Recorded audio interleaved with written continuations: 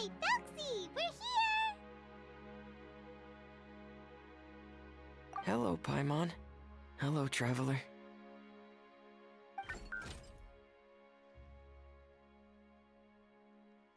Is the crown ready? Yes, we're just waiting for Zuria now. She hasn't arrived yet. Then let's wait for her a little while. Or actually, maybe we can go find her. It's not too far from here anyway. Didn't she say she just lives on the hill over there? Hey, Traveler, Paimon. Oh, and speaking of... Found you two at long last. I'm so glad that you both are all right. Huh? Why are you here, Miss Delaroche? And what could have happened to us? What could have happened? That water imp Thelxie, of course.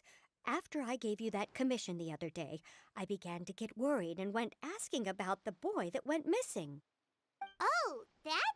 We've got it all figured out now. The boy you heard about was just freminet. Even the missing fish was his fault. Don't worry, we'll help you get the fish back as soon as we're done with this job. Oh, sorry about that. I've been diving in the area recently. Huh? What, freminet? Diving? No, that's not what happened at all. I've heard a completely different account. What I was told is that about a month ago, a child tied a bunch of heavy seashells onto his body and walked into this open stretch of water. He never came back.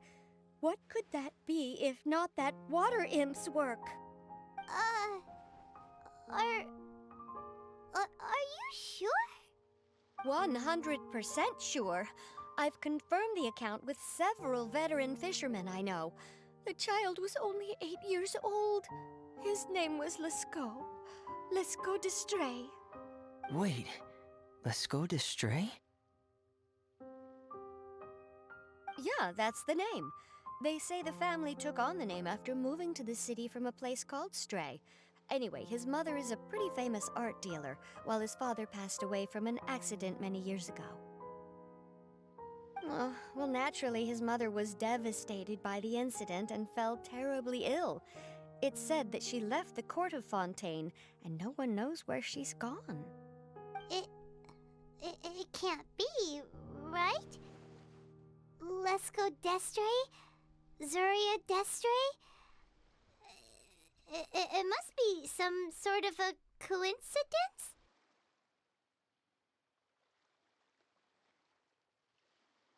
I'm sorry, miss. We've got to go check on something right now. Oh, I see. Well, you go on ahead. I just came to make sure that you're both all right. I'll head back then. Please remember to take care.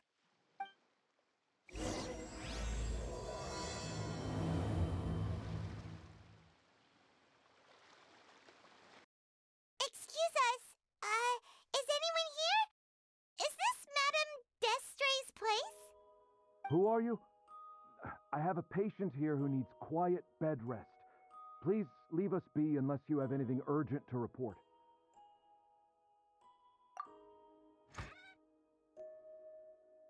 This is the residence of Zuria d'Estray, and I'm Jala Khan, her family doctor. What did you mean by your question just now? Who else could be my patient? Your patient should be Zuria's son, right? She told us herself that her son had contracted loneliness syndrome. No, you're right. Young Master Lescaut did have that illness once upon a time, but well, the young master's no longer with us. And now the Madame has come down with the same illness. Are you her friends, by any chance? Oh, so when she had requested time to go out over the past few days, it was so she could spend them with you.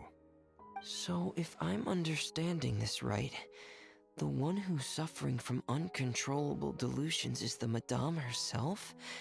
She believes her son is still alive? That is correct. When the young master disappeared, she was organizing an art exhibit that she had specifically prepared for him. But since she had to leave the house, she was unable to see her son one last time. That might have been the trigger for her regret. Or perhaps the family's fall into loneliness and grief was inevitable as soon as the old master passed away. First the son, and then the mother. But how could that be? She really looked like she had a handle on everything. Her smile was so lovely, and she even told us to stay optimistic. But you're saying she... Those actions are proof that she can no longer differentiate between fantasy and reality. Then all the other things that she told us about her son, were those fake too? No, those were all real. Although they were all things that happened before the young master left us for good. Madame's time has just never moved forward since his passing. I see. So after her son left, she created a fantasy world where her son was still with her. She was looking for a way to cure his illness when she ran into us.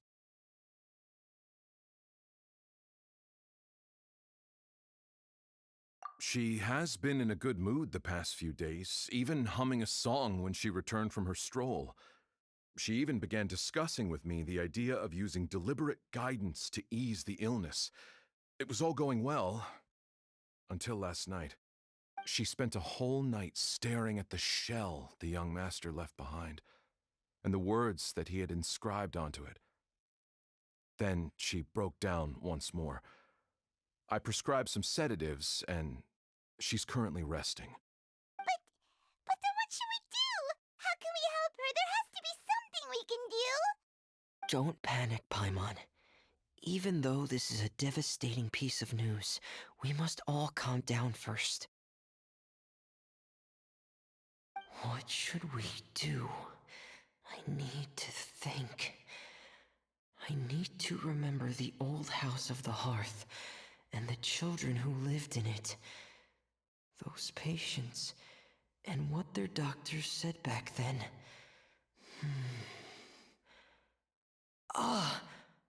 What if... Dr. Jalacon, have you seen a picture book? The Madame should have brought it back with her. Are you thinking about trying the guidance therapy she talked to me about before? Well, it's worth a shot. I'll go get the book. Yes, this is it. That's right. If what Dr. Jalacon said was true, the past few days have been very helpful to Zuria, so we should complete this journey. We need to show her that her child has found a happy ending in the world of her dreams. But wouldn't that just make it harder for her to accept reality? One must first face reality before accepting it. The Madame has been crushed by her feelings of grief and can no longer bring herself to face reality. Our first priority would be to get her out of this state. Right. Before today, I had thought she wanted to use Thelxie's fantastic adventures to save her son. But now, I think she might need it to save herself. And if we could complete it, we should be able to give her some feeling of inspiration and closure. Maybe those feelings would be enough to give her some courage to face reality again.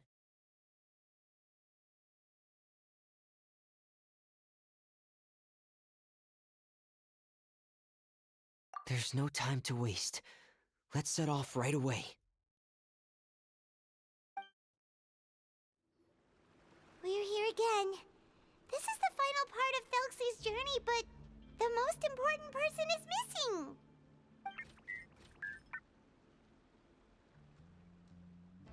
Everyone, please don't be so down and gloomy.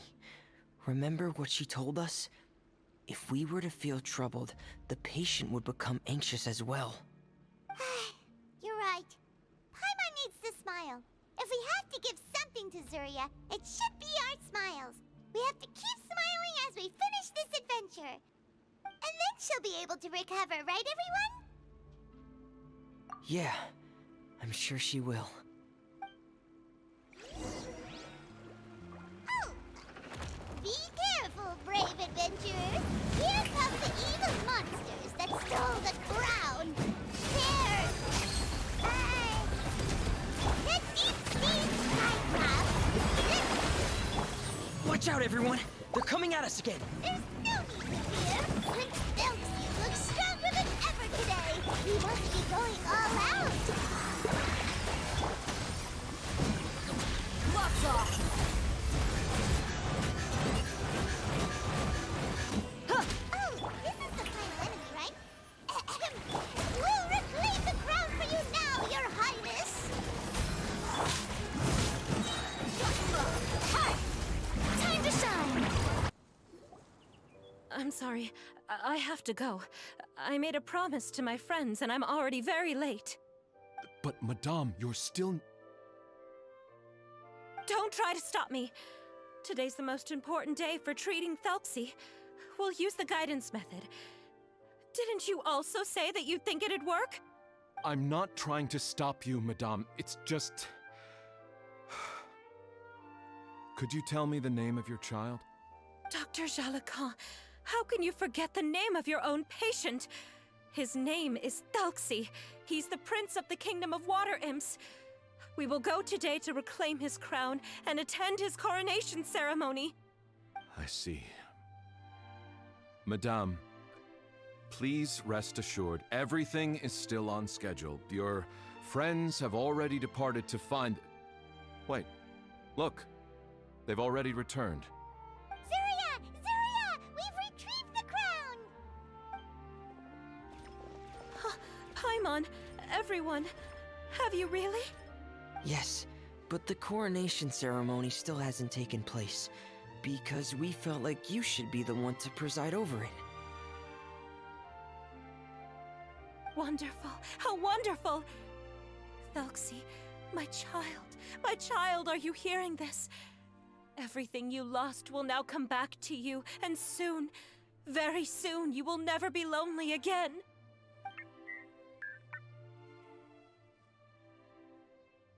And the last page of the picture book. It's still waiting for you to illustrate in color.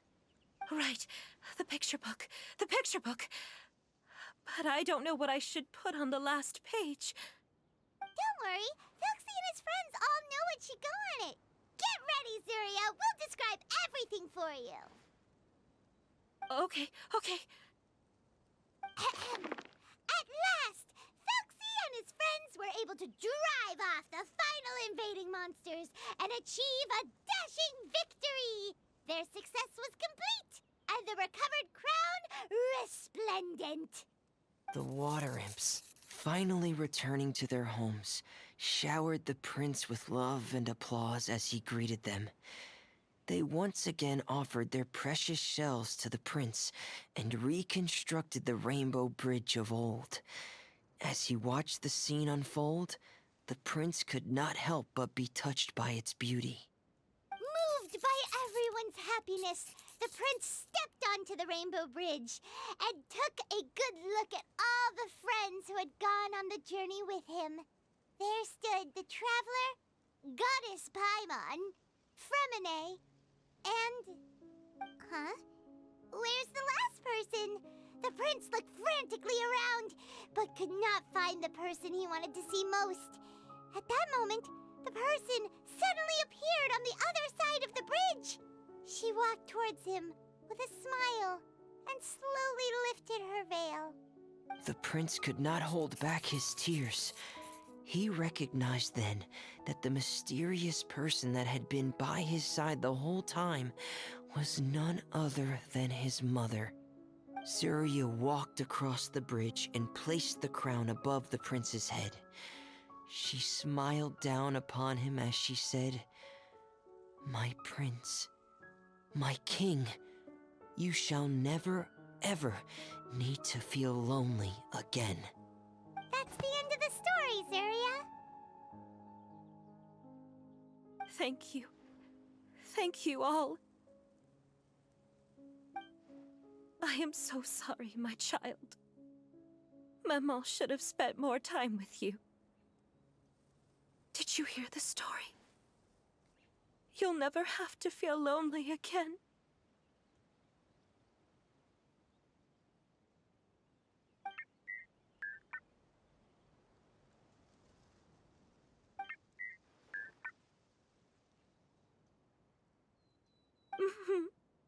Maman loves you too.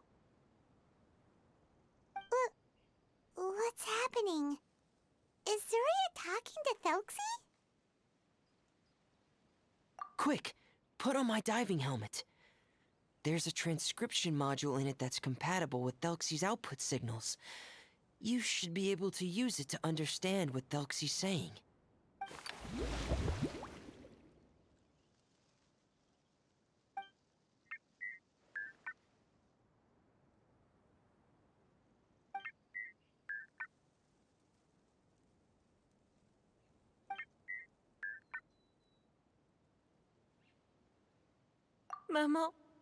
Maman loves you too.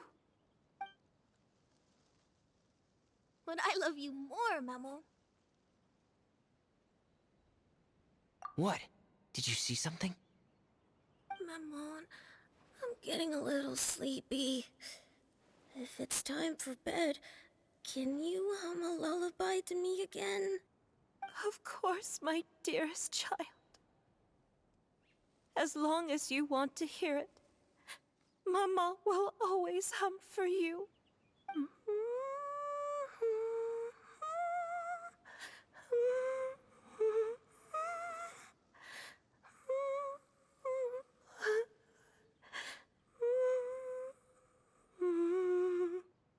Thank you, Maman. Your lullaby has always been my favorite. Now that I've heard it, I can return to my dream and to the kingdom of water imps in peace. My poor darling. Please don't forget. I will always love you. My love is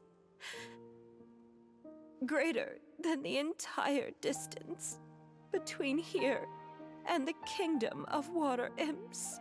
I won't forget, Maman. And so is my love for you. Greater than the entire distance between here and the kingdom of water imps. Good night, Maman.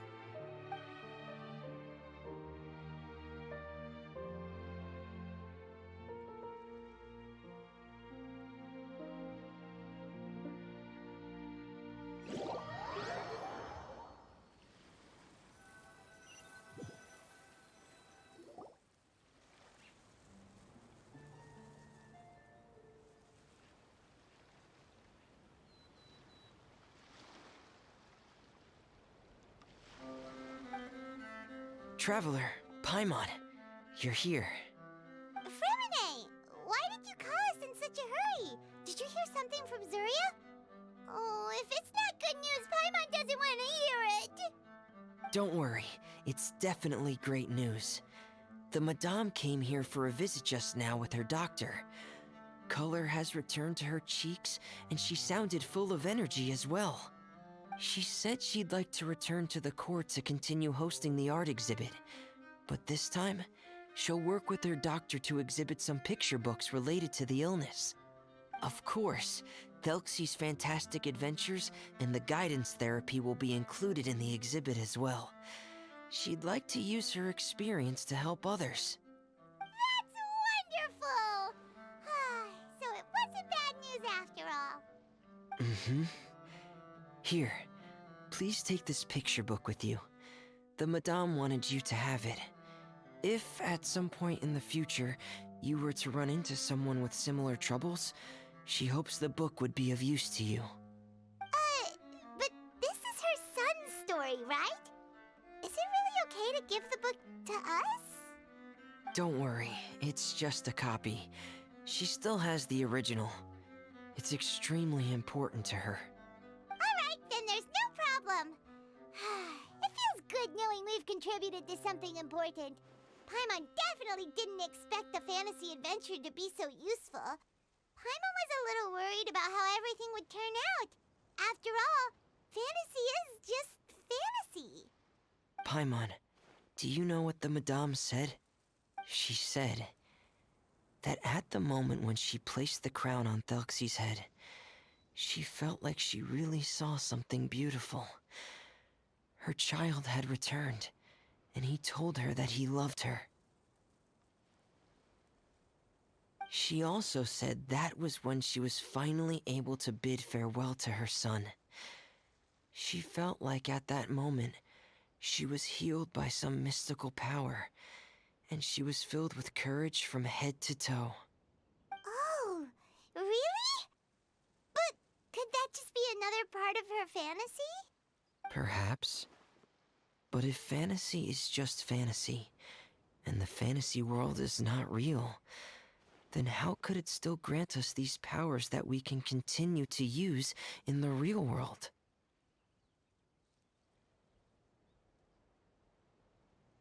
But what else could it be? A descent of the fairy tale world into the real world. At that time, the wondrous fairy tale temporarily became reality and influenced real things in our world. That has to be what happened. You saw it too, didn't you? But that can't be what happened, right? There's just no way. Wouldn't it be like a miracle if that really happened? Yes, I suppose that would be a miracle. I hope that everyone who's found themselves in a dark place would be able to see something beautiful and experience a miracle for themselves.